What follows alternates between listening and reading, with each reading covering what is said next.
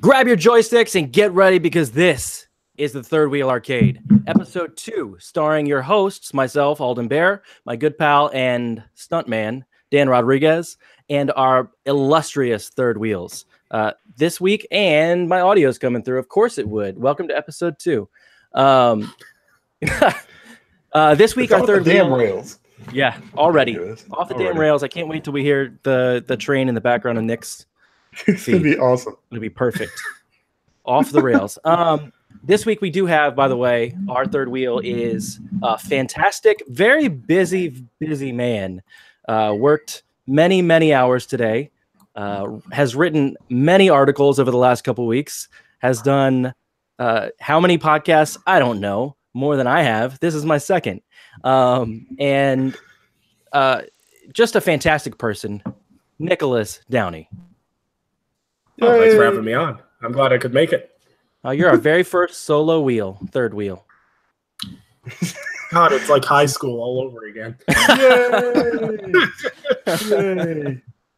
So how you guys doing this week? I'm doing good.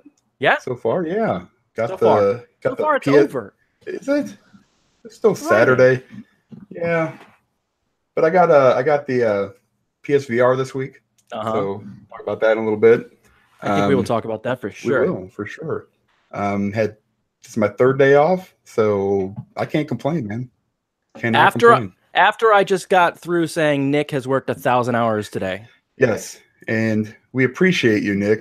Yeah, but the thing is I may have worked an excessive amount of hours, but I did not sweat as much as Dan did playing Beat Saber today. This is true. This is absolutely true. Dude, it was so disgusting. Yeah, I played for an hour today, and I didn't even realize how bad I was sweating until I took the headset off, and sweat is literally pouring down my face. So I walked in to see my fiance Tanya, and she went, "What is going on with you?" It was an excellent time by myself. I did exercise for more than 3 seconds.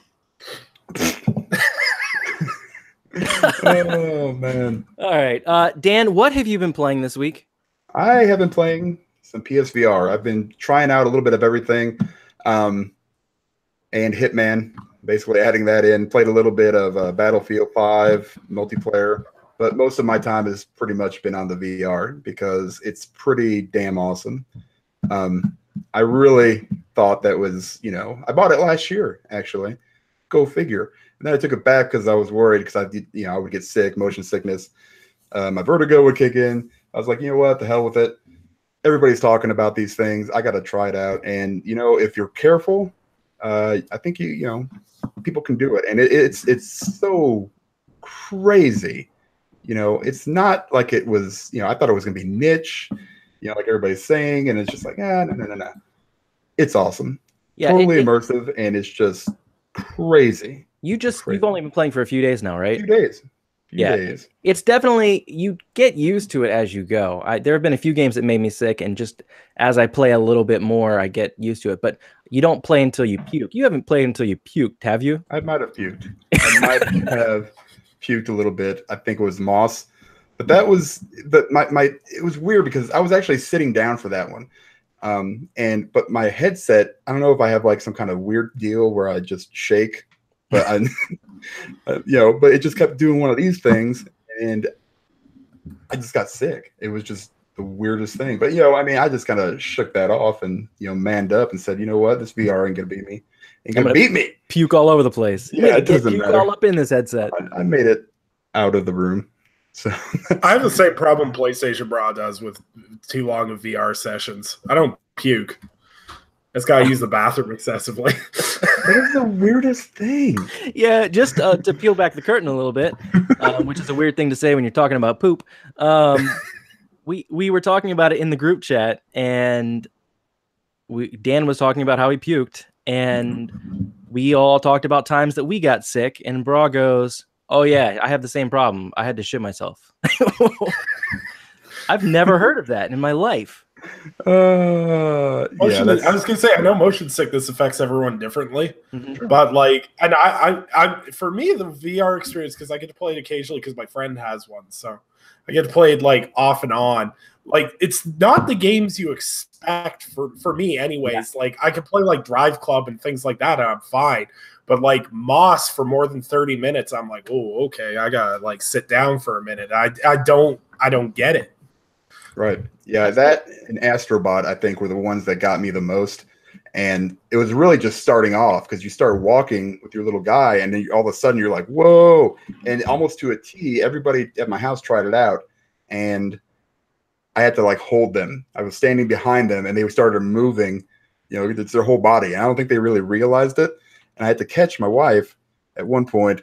She's like, whoa, but everybody laughed. That's the thing. When you put these things on for the first time, you get this feeling of just like this intense joy that you're like, this is the craziest thing I've ever seen. It's so well done. It's so much more well done than I actually thought it would be.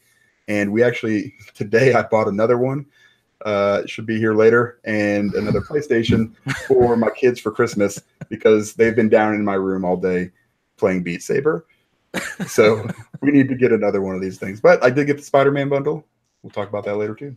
So oh, what a Black Friday it was for Sony, thanks to you. Oh, they love me. How many PS4s do you have now?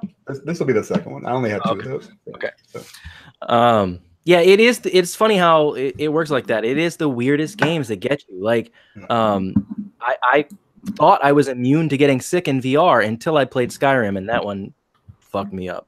But it made me afraid to play VR again. I got so sick. But it was Astrobot. I didn't expect Astrobot to make me sick at all. That one made me really sick because it is kind of that thing where you just start slowly moving when you're not expecting it, and your brain just goes, ugh, like as it moves forward with the character, and I just immediately felt like I was going to puke. You know the one that I thought would be really bad for me, but I actually didn't feel sick at all? Wipeout. Dude, that was crazy. Like I sat there and I watched the release trailer. I remember writing up the release trailer from when it came out. I literally watched the trailer video and went, this is the point I would vomit. And I played it for like an hour, and I'm like, okay. We're good. Yeah, I just ran into a lot of stuff. Yeah, well, I did say I played the game good. Let's just clarify that. I think Wipeout works well because there's like that cockpit around you, so it feels like it you makes feel sense. Stationary while everything else is moving. There's like that centering feeling. Yeah, I think there were a couple times where I did a barrel roll where I kind of went, whoa. But otherwise, that one was fine with me too. Yeah, Riggs, another one that everybody complained about was Riggs, and I thought Riggs was great. I didn't get sick at all. That's why I thought when I got Skyrim, I went, all right, I'm all right. I'm just going to take all the safety or the comfort settings off and just play it like I want to play it. And God, I was sick for like 2 days. I didn't even know. I haven't even found the comfort settings yet. Is that like in the system? No, it depends on the game. Skyrim had a whole bunch of settings inside of it that you could change to make, you could make it to where you didn't move on your own, and you just kind of did the, the Doom VR thing where you point to where you want to go and you kind of like teleport as you play. And there were also like slow turning, like blinders almost that would be on your player just to kind of make it, I guess, easier to turn around. But I turned all of that off immediately. And I haven't gone back and played it since. I got that game when it came out last year. Wow. I don't need another Skyrim. I've got it on 18 systems already. I think I'll be good. What are you playing, Nick? What playing? Me? I don't play video games. Shit, I knew shouldn't have had this guy on. Going back through, getting all the level 20s in Hitman 2, doing a bunch of videos for a bunch of the really hard challenges, and working with the Reddit Hitman community to figure out some of the secret ones that the developers tucked in there and try to figure out all the challenges and whatnot. Some guys are a lot better at it than I am. Most of them are already figured out now, but there's a few that we're all working on cooperatively, which is pretty cool. What is that exactly? Because I've been playing Hitman 2. What is like secret ways to do the missions? Oh, hey, you have like challenges. Like it's like you have like 100. There's like 116 challenges. Oh yeah, all the pictures. Yeah. Yeah, and there's certain ones that'll just give you a name title of what it is, and it'll say redacted, so you don't know how to activate it. You don't know what you need for it. You just gotta kind of take the title with it and figure it out. For a solid 30 seconds there, I thought you said Ant-Man 2, and I started to just go through my brain to figure out how this made any sense. Fantastic. Yeah. Anyway, Hitman 2, keep going. Yeah. So Hitman 2, I'm done it. Review will be out tomorrow or the next day, and then I'm working on Fallout 76 review, which is slowly breaking my heart. And I got work on my PlayStation backlog. There's a bunch of games that I keep looking at. I go, I want to play this, but reviews have been so heavy the past little while. I also have the Spyro trilogy that I have to dive into at some point. My daughter has been obsessed with it. My 3-year-old is just obsessed with that game right now. I'm driving my wife up the wall with it. But I'm hoping in December, like I want to go through, because I got Lost Legacy thanks to a Black Friday deal. So I want to go through all the Uncharted games again. Okay. I need to replay The Last of Us because I always replay it at least once every 2 years. So I need to replay it again. And I got to replay BioShock again because I still haven't finished my playthrough I started at the beginning of the year, and I play through that game every year. So just the usual stuff, really. There's another game you really need to play through, but we're going to give away a copy on this show later tonight. Nobody needs to play that. It's a little game called Horizon Zero Dawn. Just the greatest game of our generation, Nicholas. Horizon Zero Dawn. Easy. Let's not go crazy here. Yeah, Hitman 2 sounds really good. I really want to play it, but there's just so much to play right now. And I don't know if I'm going to play anything other than Beat Saber for the rest of my life. It's that good, man. It's really good. It's that good. And I'm a big rhythm game nerd. I love good rhythm games. I love bad rhythm games. I'm a real big fan of sound design. And he loves sound design. That is his boner. It is my boner. It's Beat Saber is like the perfect rhythm game. It's done everything that I wanted VR to do, and you're so immersed in it from the second you start a level. And then when you start hitting some of those beats, you feel like such a badass. Yes, you do. And you feel like you have something to do with the song that's playing. And when you're ducking out of the way of the I don't even know what this lasers or whatever that is. Yeah, the walls that appear. God, it's such a good game. I played it for about an hour and then had to take a break because I realized I was going to be too exhausted to do a show tonight because I was playing a video game. You know what? It's totally worth it though, because the game is amazing, and it's actually one of the new releases this week. Segway. You don't want to know what Beat Saber is? It takes all the fun stuff that was in Guitar Hero, essentially, and just does it differently. And that's why I want to play that damn game so bad. The biggest thing for me is it was this way for like Arrow. You guys ever played that game? That I think it was Arrow or Thumper. I don't like necessarily the music, but it fits really, really well with the game. Yeah. You know, it's not my cup of tea, but it does the job. But I think they need a little bit more variety. I think there's about 20 songs-ish. Maybe? Yeah, it doesn't seem like there's a lot of songs. There's not a whole lot. I didn't play long enough to get tired of the music, but they're all pretty similar too. So all of the 26 songs sound like beat heavy with instruments in the background. Like let's hope that the PS4 version will get some of the support the PC version did. And they allow custom track downloads. Because I've seen people do Beat Sabers to Freebird and Sweet Home Alabama, and that is awesome. And it was the same thing with Guitar Hero. There used to be community created tracks, and you could download your favorite bands that no one had heard of, but someone did a Guitar Hero track for it and things like that. So I'm hoping maybe they'll bring that to the PS4 version. That would be awesome.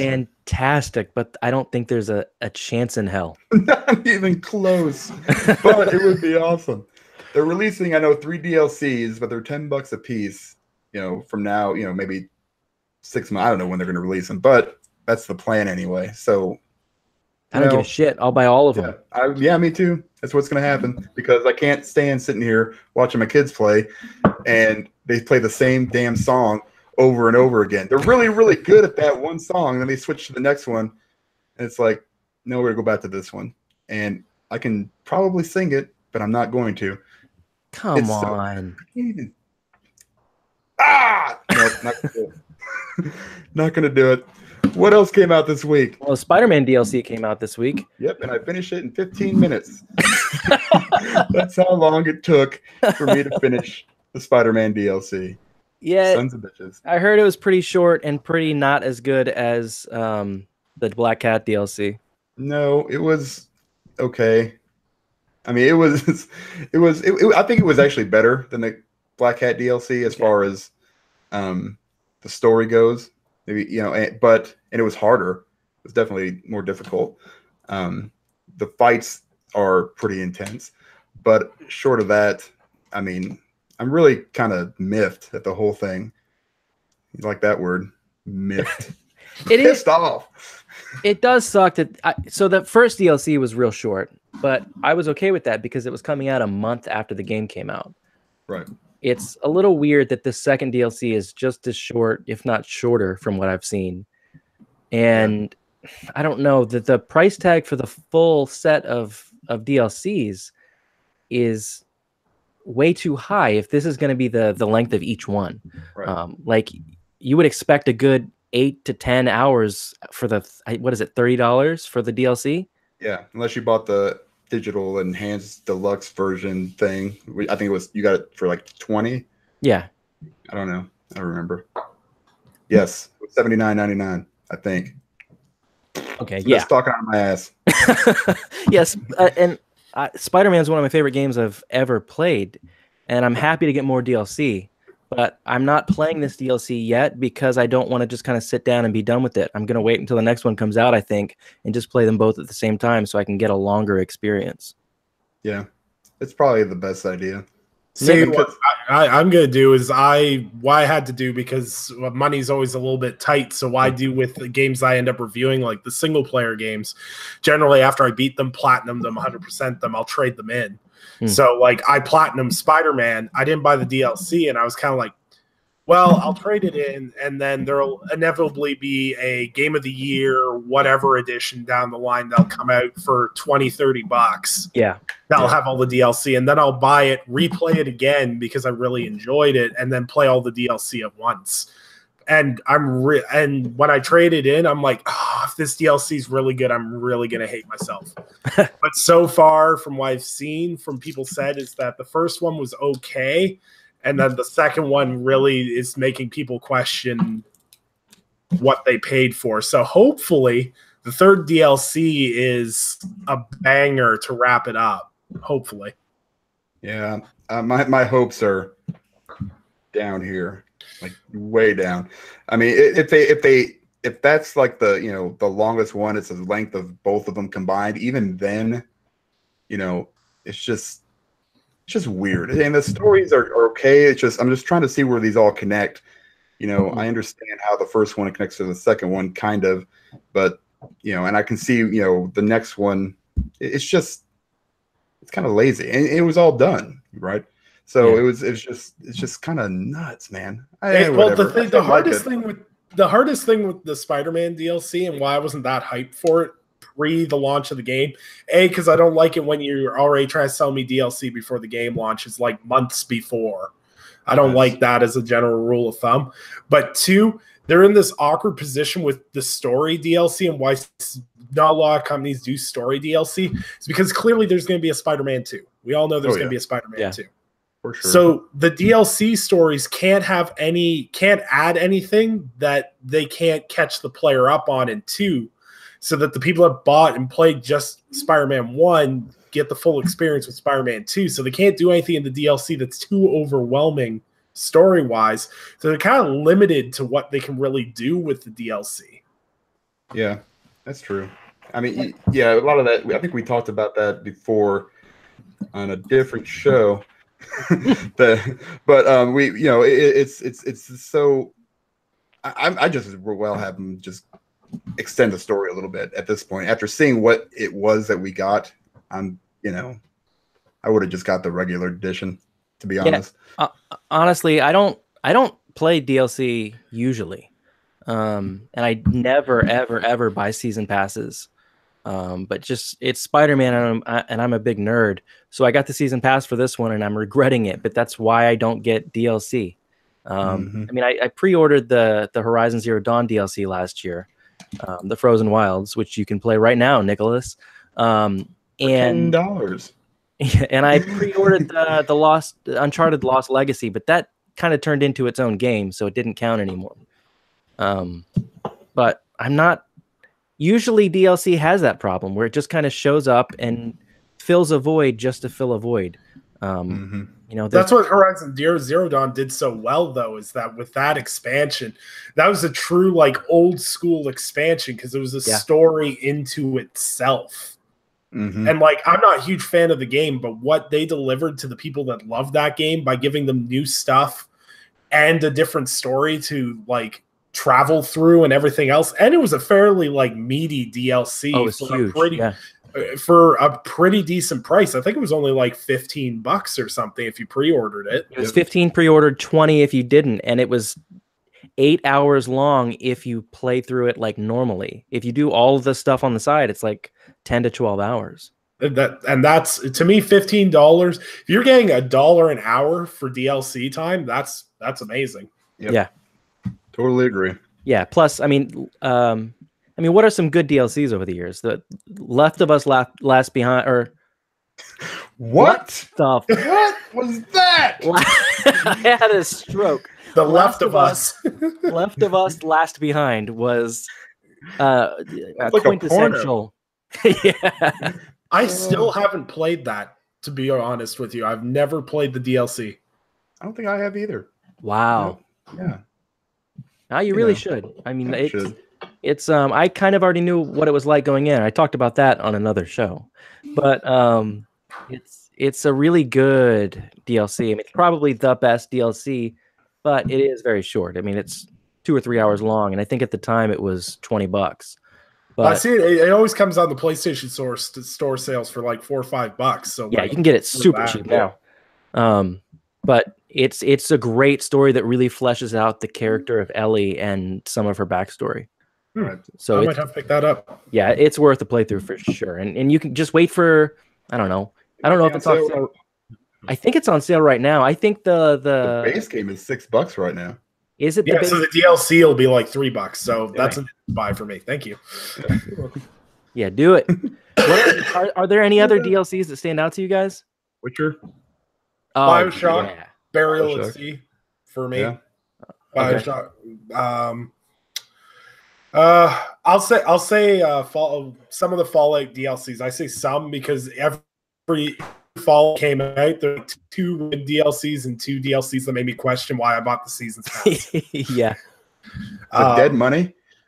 Because damn, I had like an aneurysm playing that for the first time. Oh my god! I got so mad at that game. I'm with it. What's the game I'm trying to think of? There was a game where the DLC was better than the base game, and I can't remember what it is. A lot of people say that about BioShock too. I don't even remember that one. Minerva's Den was the DLC for that one. Yeah. And I don't know if it was better than BioShock 2, but that DLC was unbelievable. Yeah, that's true. That's true. For sure. See, a lot of my DLC experiences were always multiplayer stuff. So it was like map packs and stuff like that, like story-based DLC. Actually, one of my favorite DLCs will always be Trials Fusion's plethora of DLC maps where they're like, we're going to charge you $30 for the season's pass just to make maps so frustratingly hard that you'll break your game disc and have to buy another one. Bravo. That's why you go digital. Can't do it. No, for me, it was just The Witcher 3. I mean, that was insane. I mean, you can sit here and talk about that forever, but it was just, I mean, maybe not the first one, the Blood and Wine, though. I mean, it was longer than most games that are coming out today, and it was good. It was really, really good. And I like when DLCs, not only give you like the whole new story, but don't take you out of the world. Like Far Cry 5, that shit pisses me off. Yeah. When you get like it's like, here, we're just going to use the game engine and then put you in this completely random thing, and we're just going to, you're in space. I don't want that. I want a continuation of the story that I've been so invested in for the past, 30 or 40 hours. Mm-hmm. Let's keep it going, or do something else, or, add it in to where I can come back in and play it, because of the ending, if I can't, you know what I mean? I just can't stand that stuff. I think Wolfenstein 2 did it too. And it was just like, yeah. So Wolfenstein 2, the problem was with Wolfenstein 2 is each DLC pack was a different character. Yeah. Right. And the problem was they didn't give you enough of a time to flesh out and care about that character. Exactly. Because like Wolfenstein 2 did such an amazing job of making you love BJ Blazkowicz, and that's like, here's a bunch of DLC that doesn't really matter. Yep. Has nothing to do with BJ. Nope. And it's funny that you guys said both of those, because those are two examples for me that were just the worst DLC experiences I've had. Wolfenstein 2 was a phenomenal game with so much heart, and you cared about the characters so much. And then, so I bought the season pass when it was on sale, and then all of the DLCs were super disappointing because it's not any of the characters you've grown to love. It's all these new powers. I mean, I guess they weren't new powers, but unused powers in most of the game. Yep.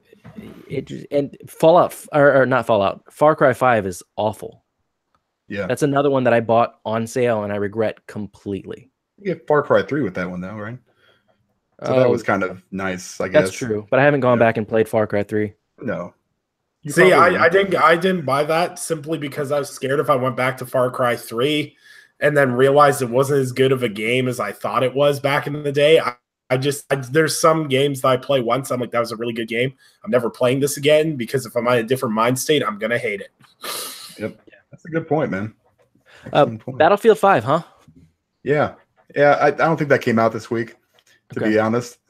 And so neither did Pokemon. But I was trying to. I didn't really know that. But Farm Simulator. Let's talk about that for 2 seconds. Did that actually came out? Did it come out this week? That's it. That's what we're going to talk about, Farm Simulator, because it's Farm Simulator. How much? It's sitting at like a, I don't know, 60 something on Metacritic, maybe lower. I don't know. How much hay have you baled this week on Farm Simulator? Yeah. 0. Or real life. Go ahead. Tell me the real life. No. Well, hey, I've baled hay before. This week? Not this week.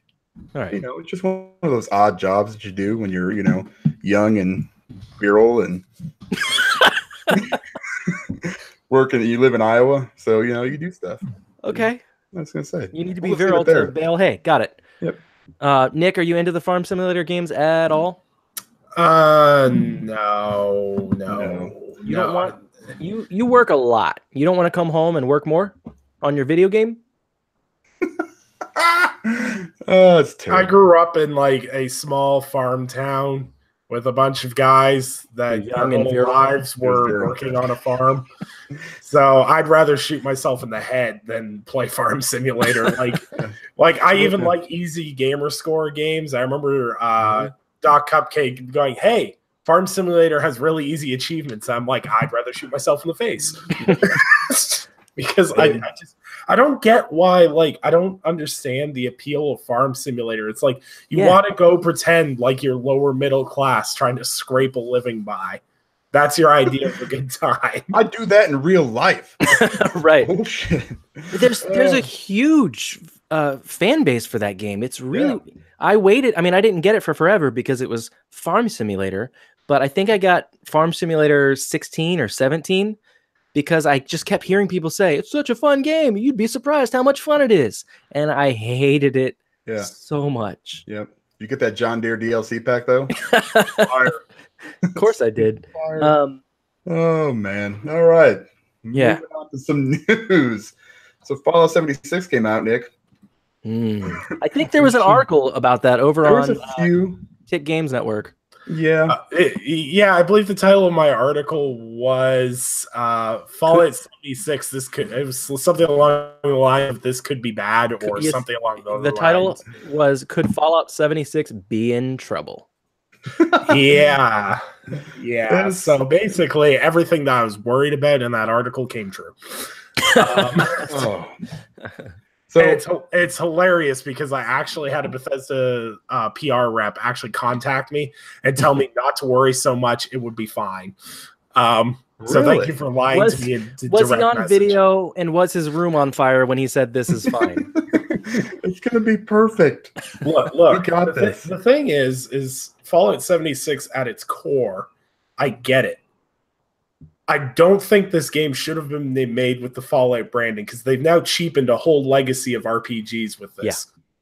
They want to make an open world player survival game kind of like Rust, but they didn't want to make a new IP and they wanted to do really well off the bat. So they put Fallout on it. The best way I can describe this is it looks like Fallout. It's the Fallout mechanics, but it's not Fallout. Yeah. Because literally the world, like in a Fallout game, the world is sparse. You don't see a lot of people, so those interactions with people become really important because the world's so empty. Yes. But the thing is since they don't have any NPCs, the world's too empty now. It's just enemies and other players finger gun emoting at you. Man, I didn't even see that. Yeah, if you pull up your emote wheel or whatever, to taunt someone is finger guns. It was the first thing I figured out in the first 3 minutes of playing is I just sat there and finger gunned for like 10 minutes. Game of the year. Finger Gun Simulator 2018. Like there's some really cool elements to it. Like it's got the crafting, it's got the building from Fallout 76. It's really, or from Fallout 4. It's got some really cool things. I've run into a lot of the technical issues that other people have. That's just luck because I know they are there. It's a Bethesda Softworks game. I know the technical issues are there. I just haven't had one yet. Fun fact, though, is if you're fighting something, you start to disconnect from the server or your internet starts to warble, it won't let you attack. It goes, you cannot use this because you're disconnecting from the server. And then if it reconnects you, you're like 20 feet over, you don't have your gun out, and there's like 15 things beating you with sticks. Yeah. It's a great experience. It really is. To fix this game, literally, like I'm going to do my best armchair developer here. To fix this game, it should have been delayed till spring. They should have done more betas before they launched it, and they should have taken the time to put NPCs in. And it should have been good. Yeah, pretty much. Because basically they get you like in the first little bit when I started, it was find the responders or whatever it was. So you find this group of people, they're all dead. Okay. So it's like find this person. I'm like, okay, so go down to the river. They're dead. I'm like, okay.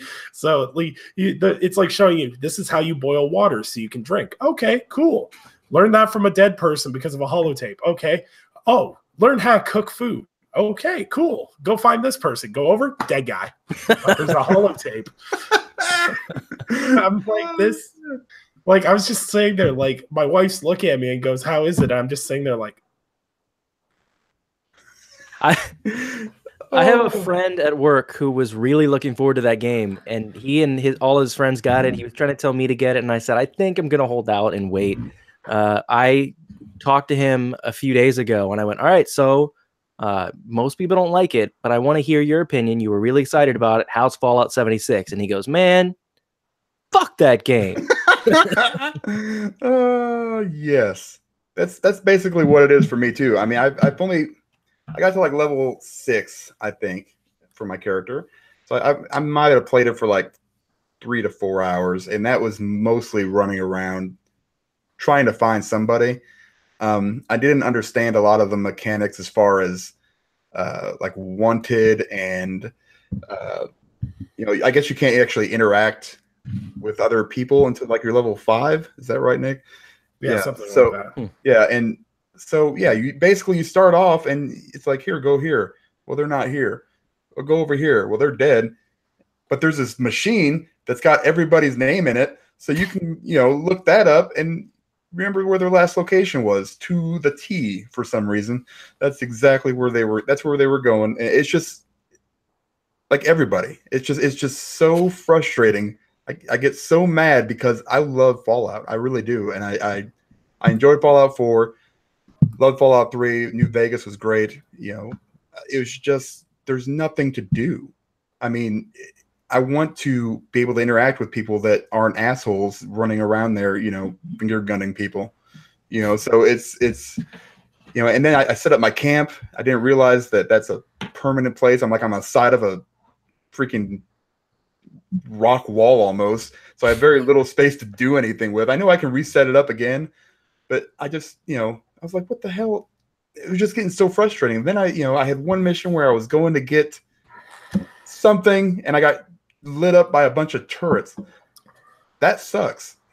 I would die all the time. I walked into a house or a warehouse and all of a sudden I was wanted. I was like, well, I don't even know what the hell that means.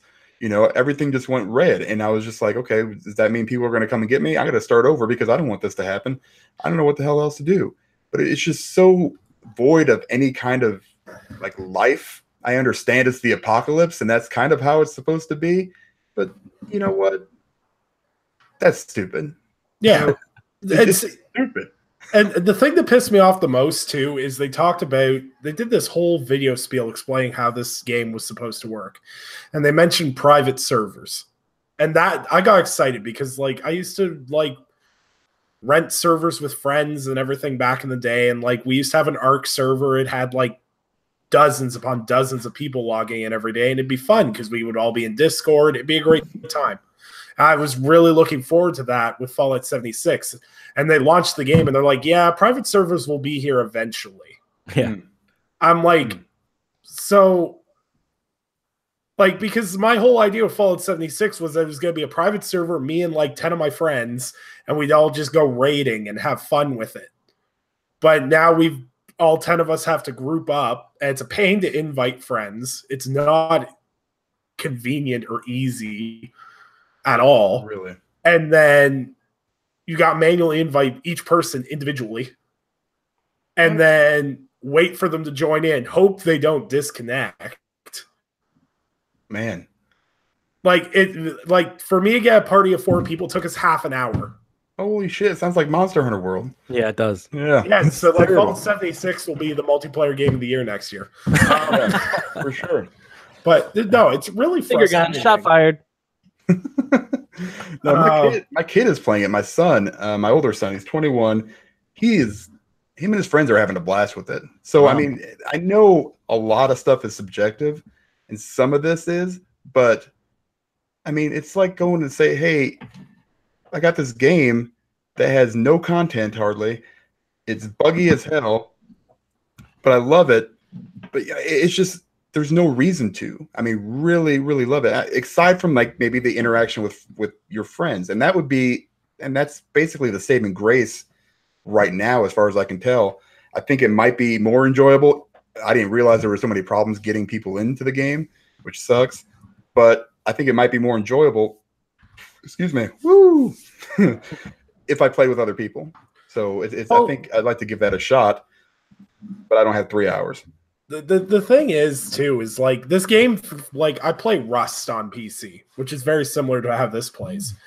And Rust is literally build a base and then fuck with people. Yes.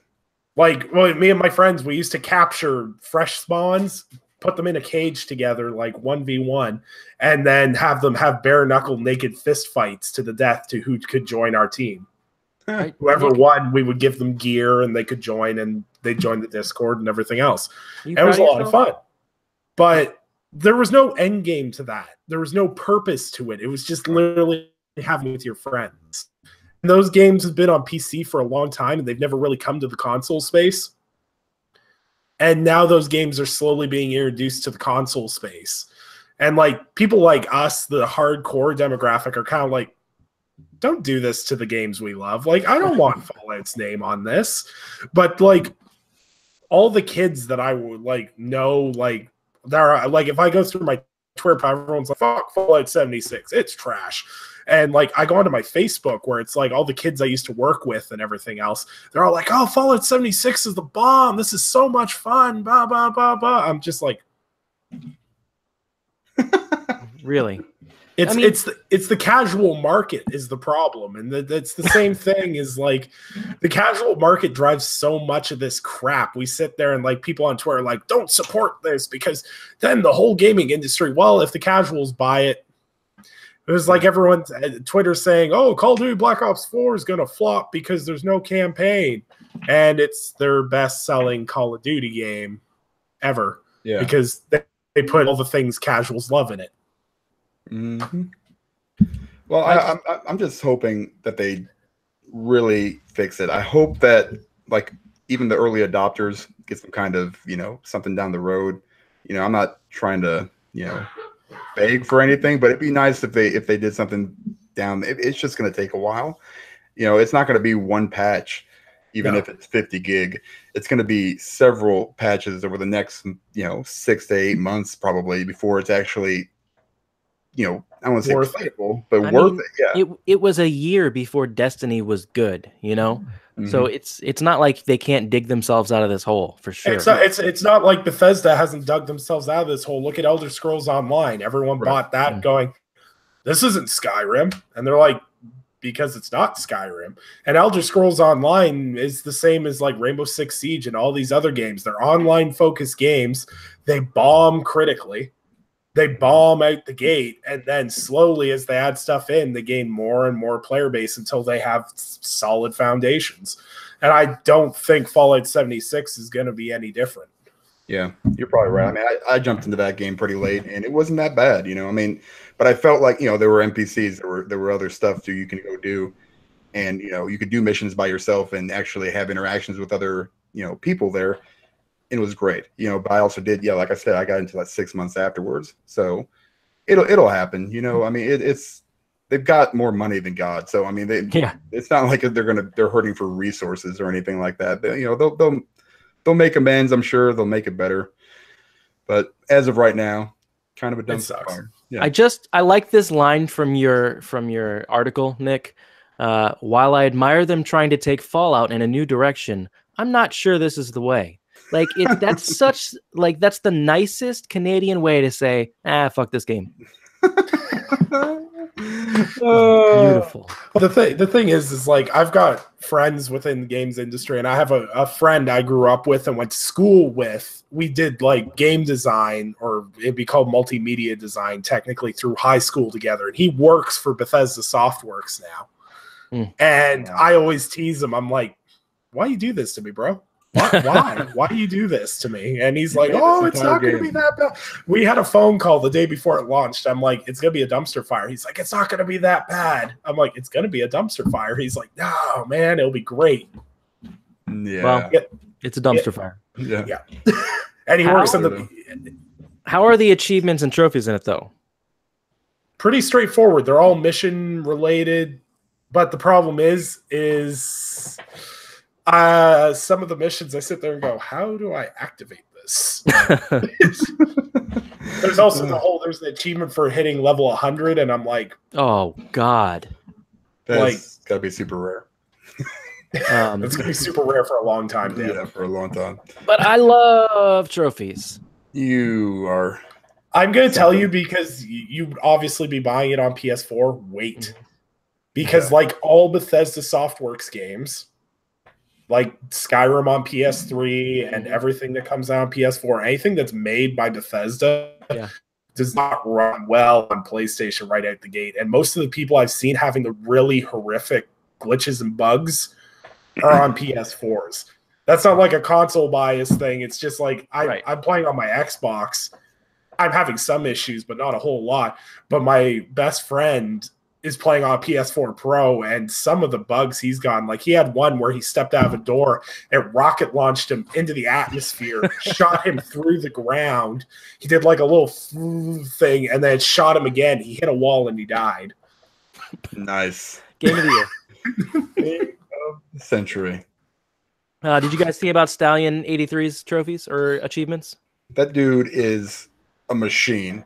I actually watched that stream. Did you? Part of it, the ending. You know, I kind of tuned in when it was getting close, and he was, I don't know what he was playing, Halo. Yeah, Halo. Yeah, Master Chief Collection. Yeah, he kept switching back and forth between like the new, graphics and the old graphics, and he must have been playing. It's got to be on the hardest difficulty. Yeah. I think that's what he was doing, and it's just amazing that. I mean, that's so much. I mean, I've got 100,000 now, which I think is a lot. But I've also been doing it for 11 to 12 years or however long I've been on there. And he's got 2 million, and the Guinness Book of World Records has already got him in there. I think there was at one point he didn't have that lead. And this is just something. You can say what you want about trophies or achievements or anything like that. Some people love them, some people don't like them. But it's still an amazing, no pun intended, achievement to get that many points. Totally intended that pun. Achievement unlocked. So, yeah. Boom. What do you guys think? And that's the thing too, is I give a lot of there's guys that have really high scores because they play a lot of indie games like myself. Right. And then there's guys that rack up those scores, but also complete really hard games 100%. Randall Thor, I follow him, and I've talked with him a few times. He's got 100% completion in Ori and the Blind Forest. You've got to play through that million, right? Yeah, and you play through the game on hard without dying. That's one of the achievements. No thanks. Nope. I can't even play through it on normal with and make it through the whole game. I have a friend that's got the 100% completion for Wolfenstein 2. Because he's one of I think 15 people that beat it on that stupid Mein Leben difficulty, which is basically realistic bullet damage, shot in the head once you have to start the game over. Not going to happen. It took him 2 months, and there was one point because the game's 6 hours long if you speed run it. Wait, so you can die, but you just can't. You have to finish the whole game. It's not like you can't die playing through it. That's not the achievement. The achievement is you've got to beat the game on Mein Leben, but if you die, it starts the game over. Oh, that's bullshit. He sits there and I was at work the one night. And he texts me. It's 3 o'clock in the morning. He's like, "Dude, I'm on the last level." I'm like, "You started that at 10. He's like, "Yep, it's 3 a.m. He's like, "I go to work at 5. This better be worth it." I get a text 3 minutes later, and it's just a string of profanity. Oh, he died in the last 2 minutes or whatever it was. And that game is insanely hard on not the normal, but the one step up version. That game is so hard. The Mein Leben difficulty, it's double the enemies, double the bullet damage. I think you do less damage. Wow.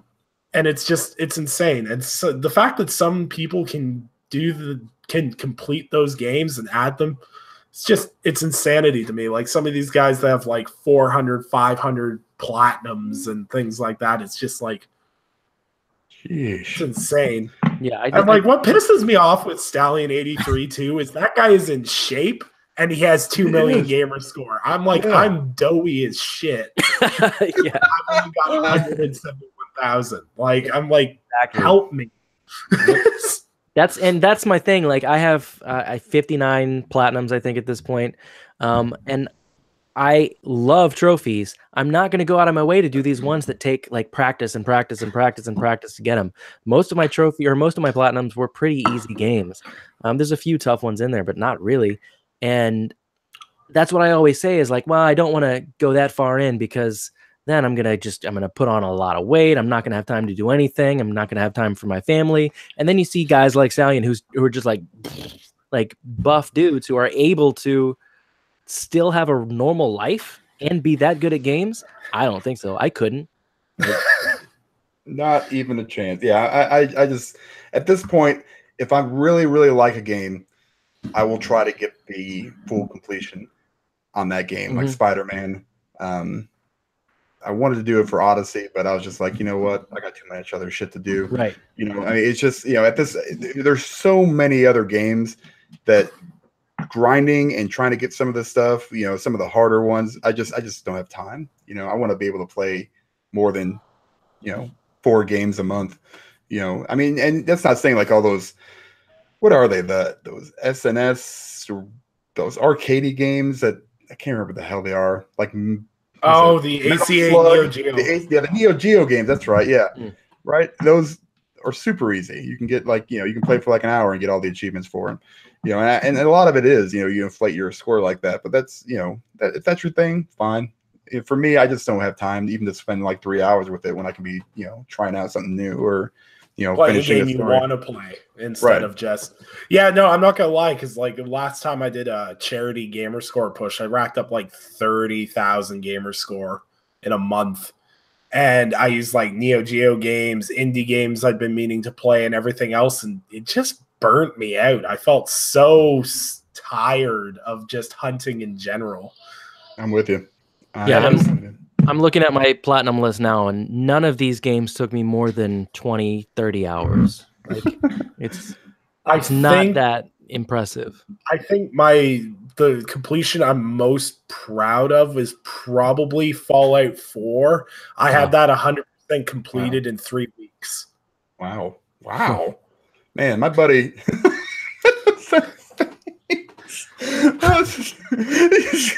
oh, man. I'm dead. No, my buddy, he played that game, and that was one of his big things. He doesn't play a lot of games, but Fallout 4, he like, you know, hammered it, man. He was just like, I'm going to get 1,000 out of this one. And then all of a sudden they released all these DLCs, and then he was like, damn it. But he did them all. That's his too, I think. He's more of a Rocket League dude though. So my wife actually impresses me more than anything. She doesn't play a lot of games or a whole lot, but I think she's only 2 achievements off 100% completion on Fallout 3. That's including all DLC. Wow. She's only missing the hardcore mode achievement in Fallout New Vegas. Nice. So she's got all the DLC achievements for that, and some of those were a pain. And she was just behind me on completing Fallout 4 100%. She's got almost all I think she's missing 3 achievements in that. Like, she does not play a lot of games, but when she decides to, she gets everything. Like, I'm pretty sure she has BioShock 1 and 2 100%, which I don't even have. Yeah, I don't either. I love that game. I have BioShock 1. I didn't get BioShock 2. It's just too much work. It's a lot of work. Yeah, it's another job. Yep. Well, see, that's the thing, is like part of the reason I've been putting off the Uncharted collections. I really like platinum trophies. That's why I don't play PlayStation a lot. Is because as soon as I start playing a game, I'm like, I could get this platinum because it's super rewarding getting that platinum. Mm-hmm. But then with Uncharted games, it's the fucking collectibles. Yeah, I can do the hard playthrough. That's fine. I can rage my face off for 15 hours and beat the campaign on crushing. That's fine. But trying to find 100 different little shiny pieces of nondescript treasure that they hide all over the goddamn place. No. Uncharted's I hate the trophies in Uncharted.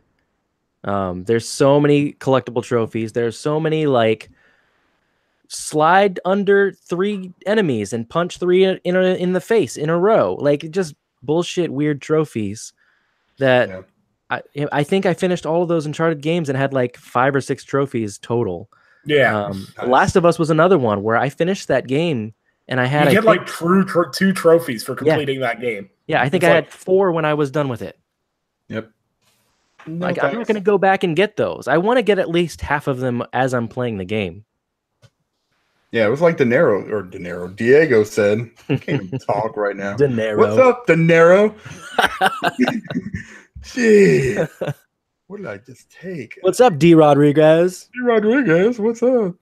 He says, I settle for whatever pops up during my first playthrough. I mean, at this point, that's basically me. I mean, like I said, unless it's a incredible game that I really, really want to spend more time with, I'm good with that. Well, rhythm games, going back to Beat Saber, rhythm games are really good for that because a lot of times you finish the main game, you play all the songs, and I don't know, I'm not the kind of guy who sees a lot of replay value in a game when I'm finished it. So having those trophies to go for it gives me a reason to keep playing them. So that that always helps. That's when I enjoy a trophy, is when it gives me something to work towards instead of something that feels like a chore. Sure. Mm-hmm. Yep. Yeah. A game that was really good for that. I'm looking at my game wall right now. I don't even have a game wall. No, I don't either, because all my games are digital. I'm looking at 5 game cases trying to figure out which game I was talking about. I know. I got like Astrobot and KOTOR. That's about it. But the trophies and achievements are great because they make you. I like trophy and achievement lists that are challenging and force you to do things a little differently than you would, but not be stupidly outrageous. Yeah. Horizon Zero Dawn was great for that. Like, the Horizon trophies were phenomenal. You got probably 65% as you played through, and then the ones that you got on top of that weren't difficult ones for the most part. The collectibles weren't batshit crazy. I think as you played, you got maps that showed you where all the collectibles were, so all you really had to do was go to that spot on your map, and there was only, I think, 60 total. And most of them you found as you were playing just naturally. It was a perfect trophy list, and I think we should give away that game. We should. All right, hold on. Just kind of threw that at you there. Wait a minute. Yeah, thanks, dude. I haven't gone back with Horizon. Horizon did do after the game came out. They released a patch for it for a new game plus. So now you have to play it on hard or whatever, and new game plus it to get the platinum trophy, I think, in the new collection. But I'm not sure if that is a requirement. Looking at it, I don't think it is. I'm pretty sure. Yeah, it's a separate DLC trophy pack. So it's a new game plus completed and ultra hard completed, which I don't have. Nice. I have all of the main quest or the main game trophies. I remember one of my favorite achievements that I ever got that was like the best. I think it was one of the Guitar Hero games. It was for 360. And it required you to play in a full band, and you had to play every song on the set list. I remember me and my friends, we went out, we bought 3 cases of beer, and we started. And by the end, unfortunately, I think the last song we had to play was like YYZ by Rush. Was the end because of alphabetical order, but we were so trashed it took us like an hour just to beat the last song. But we got that 20 gamer score achievement. Yeah, totally worth it. Yeah, my rarest trophies by far are my Super Meat Boy trophies. I don't have the platinum in that game, and I never will. The platinum in that game is ridiculous. You have to play the entire game without dying. And it's like all those people that were on my friends list that were like, "Oh, I 100% completed Cuphead." I'm like, "Go fuck yourself." Yeah. Wait, that's a shout out to Ains, who just Dude, seriously, I watched him do that. He put it on stream. It was, I mean, I don't even know. I can't even play that game, but I couldn't believe that shit. It's so like he had everything done except for finishing the game on like whatever the hardest difficulty was. Mm-hmm. No way. I'm actually pretty sure I watched that stream and I was cursing him the whole time. I was like, "How? You son of a bitch!" Ains is another one of those guys who's just really good at games and not like super overweight and has a normal life. Yeah, it's terrible. Yeah, I like him. Come off the show. Stop being so skinny. Son of a bitch. All right. So our winner of the Horizon Zero Dawn Complete Edition is the real Sergeant Tom from Twitter. I will be DMing you at some point tonight with the code.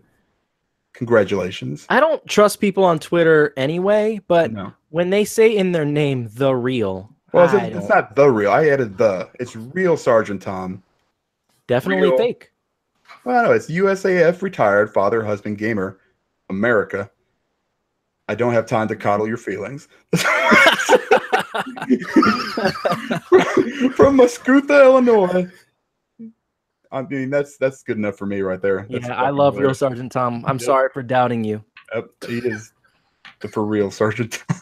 Yeah. I don't have time to coddle your feelings. Winner! Congratulations, man. Congratulations, real Sergeant Tom. Yes. So, our main topic tonight.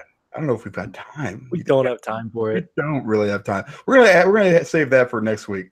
So we're gonna do a segment then that we have made up from our heads. that is how it works, right? Yes. Actually, this is kind of stolen, but it's it's really not my idea.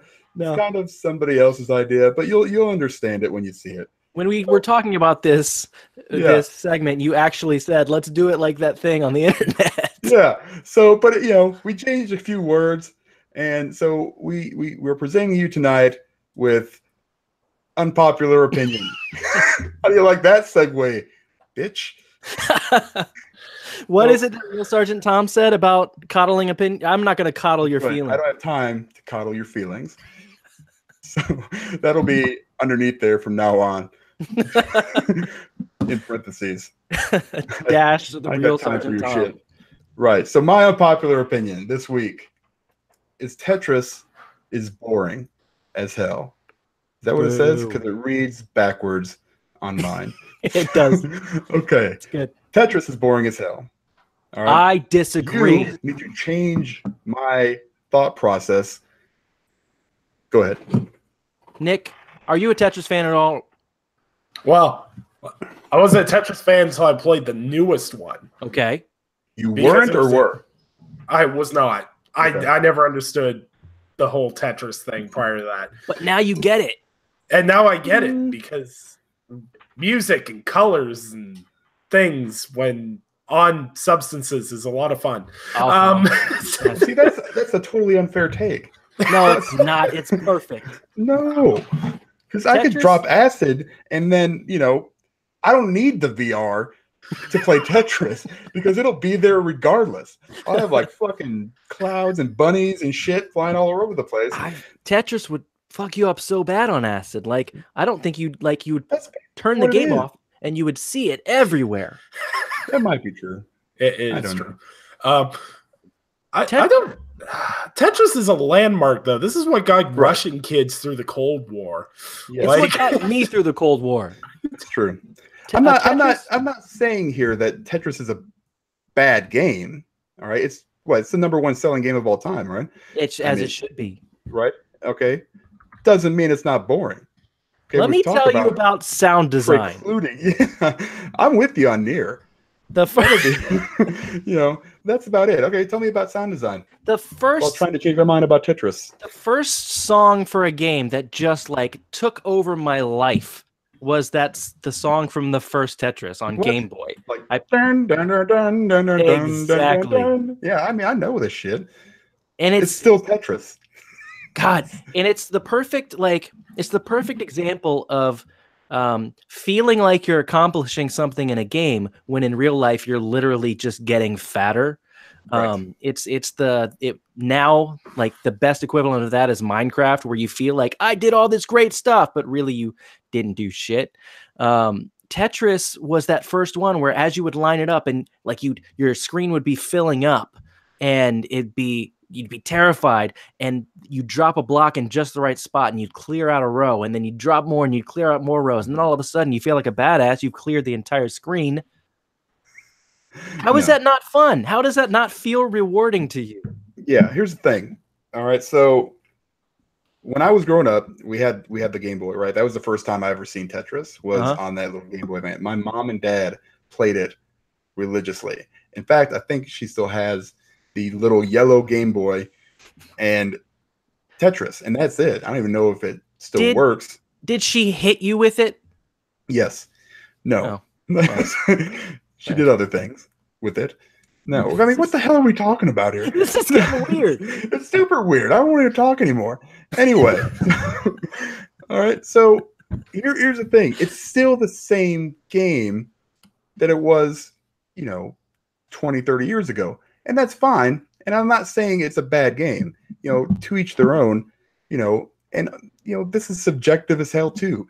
Even though I say it's boring, it is. So but good and boring aren't mutually exclusive, right? So it's not. I can't sit there and play it. So I bought Tetris for the VR. This As is you where this should. comes up. Okay, so my wife started playing it last night, and I think she forgot what she was doing. She was just sitting there, and an hour later, I get my stuff back. All right, but it's a very welcoming game. I think a lot of people know the game, but it's still just dropping blocks and stuff. And like I said, you can put a fucking bow on a big pile of shit, but it's still a pile of shit. In the end, it is what it is. And I'm not saying Tetris is a pile of shit. It's just a boring pile of shit. Stop being afraid of hurting people's feelings. You're fine. You think Tetris is a boring pile of shit. I get it. I just said it. Yep. See, the problem for me and why I agree with Dan. Oh God! Is yes. No, that's not how this is supposed to work. This is perfect. Listen, it was grade 9 sex ed, and our teacher was trying to explain to us. Dan's mom. Yes, Dan's mom was trying to explain. Choosing the right person to have your first time with using Tetris as the example. And they're like, that really long piece you spend your whole life waiting for in Tetris? We're like, yeah. They're like, well, that's like the person you care about. And all we hear from the back is, so I have to wait for a long, straight thing? Who was the first kid that raised their hand and said, "What if you don't have the long straight piece? It's kind of a short. Are there short straight pieces? Are there you? What if I have the 3 square block with the corner on it?" Yeah, when you got like 12 blocks over here and that really long straight piece, that's the one you want to watch out for, because that is a long empty corridor. That's true. You throw it in there and it's like, well, I just did absolutely nothing. See, my only 2 memories of Tetris is sex education, grade 9, and going over to a friend's house. He's like, "Oh, you want to come play video games?" I was like, "Okay." And I came over, and his house was probably the most depressing house I've ever been in. Aww. And we went to go sit in this. I'm not going to call it a living room. There was no furniture. There was a lamp and like a chair thing. And we huddled in the corner and played Tetris on his Game Boy. And it was probably the most depressing thing I've ever seen in my life. You got to experience what it was like when Tetris came out in the 80s. In Russia. Yeah. That's what it was. His house was like Russia. Oh, man. No, I disagree with you, Dan. Bring it on. I'll then change my mind. I tried. It didn't work. That was weak. So weak.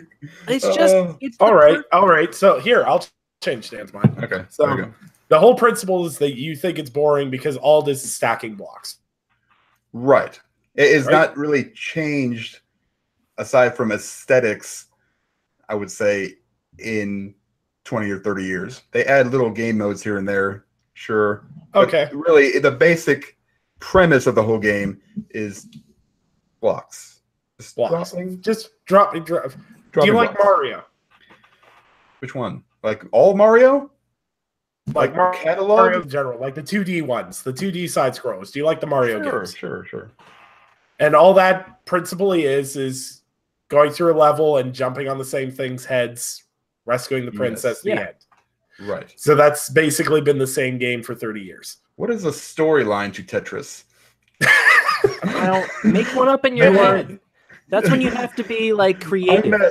No, I don't need to be creative because game companies make games, so I don't have to be creative. Dan, it's like Sea of Thieves. You need to make your own story. Exactly. There's no story in Sea of Thieves. That is also boring as hell. So is Minecraft.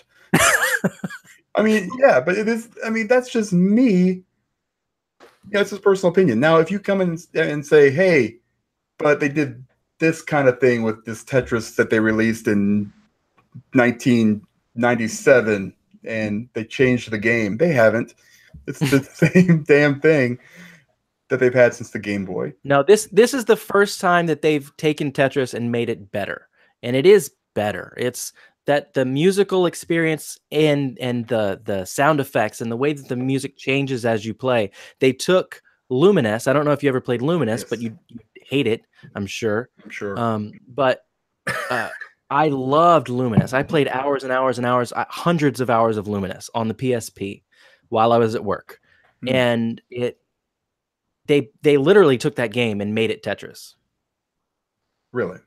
I mean, yeah, it's the same exact experience. I think one of the guys who worked on Luminous is the guy who's directed Tetris Effect. This makes complete sense.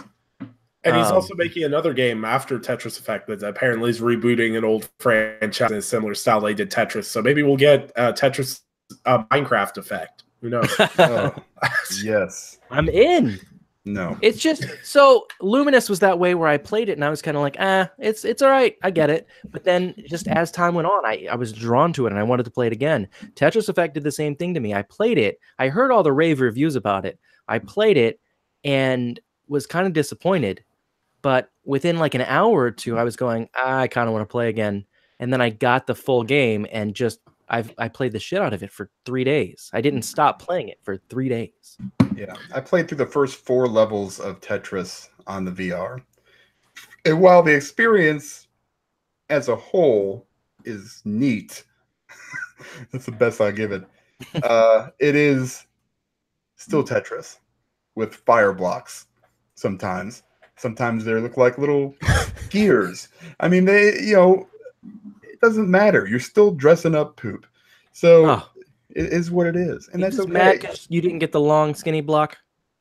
Listen, if that whole, thing that Nick said, and, you can like put some on reserve now. So I don't know how that works in Nick's example. So you find that it's like, hey, I'm going to put this one over here until I need it. That's a threesome. It's a Tetris threesome. Yeah, it's a Tetris threesome. Yeah. Coming from our third wheel, it makes complete sense. The absolute mind-blowing thing, because you mentioned it's the best-selling game of all time. So these are the top 5 best-selling games of all time. So Super Mario Brothers at 40+ million. Mm-hmm. Grand Theft Auto 5 at 65+ million. Holy shit. This is an older article too, so keep this in mind. Mm-hmm. Wii Sports with 82.78 million. That's insane. That doesn't count. That'd be Minecraft, right? Minecraft is number 2 with 106.86 million. What could be number 1? What's number 1? Tetris is number 1 at 495 million. That is what, 330 million higher? Is that right? Mm-hmm. Yes.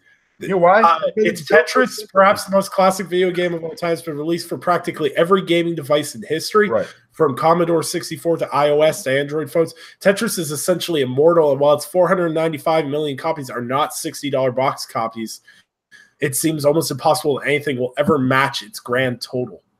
Well, there's a lot of Russians, so.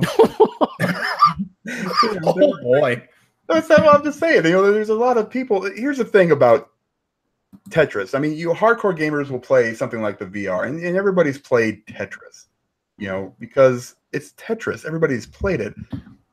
I don't know what it costs, as far as, I mean, the profit margin's got to be humongous. Oh my God, it's huge at all. You could sell it for $3 and probably make, 8,000% profit. Yeah.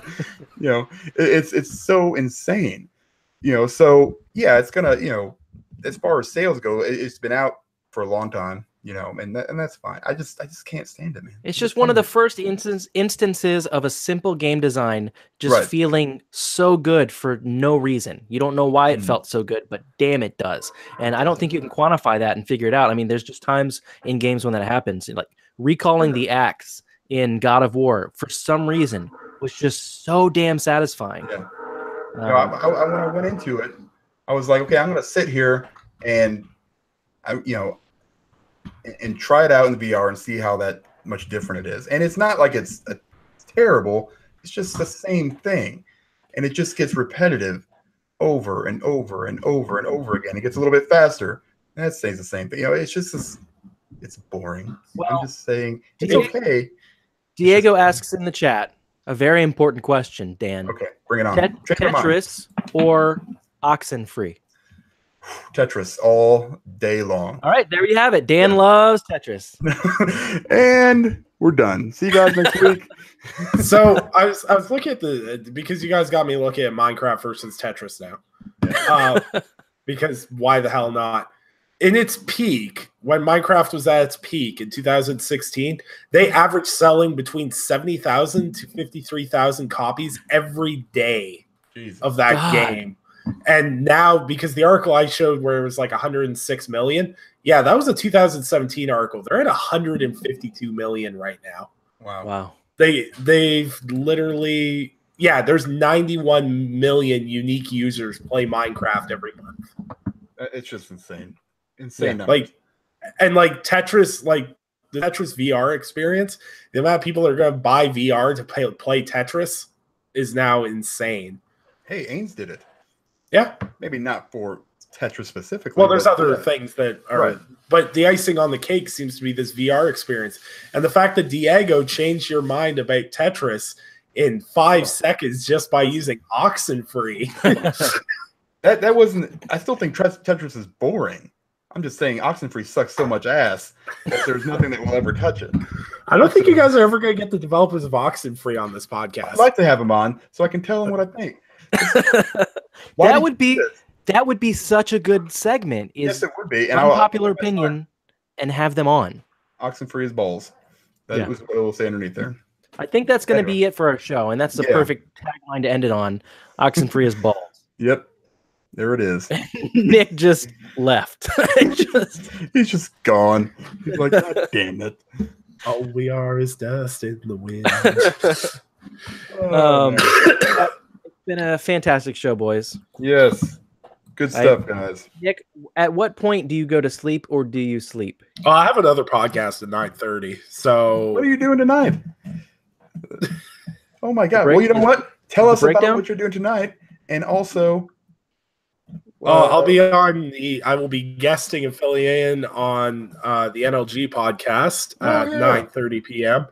Is Mike still off? Is that why you're guesting, or what's going on? No, Mike's back, but Chris is off now, so I'm filling in because they were going to do a comeback episode and they can't do it with 2 people. So I fill in when the need be, so people can check me out in an hour on that after I crank more caffeine and sugar to stay awake.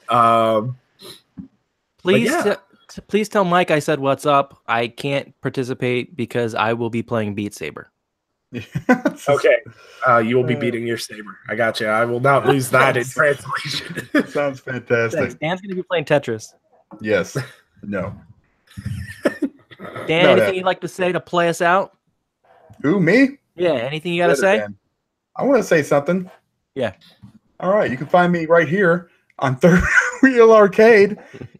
Oh, man. No. Okay. So, Nick, you want to promote your stuff? Give us your outro. Where can we find you, Nick?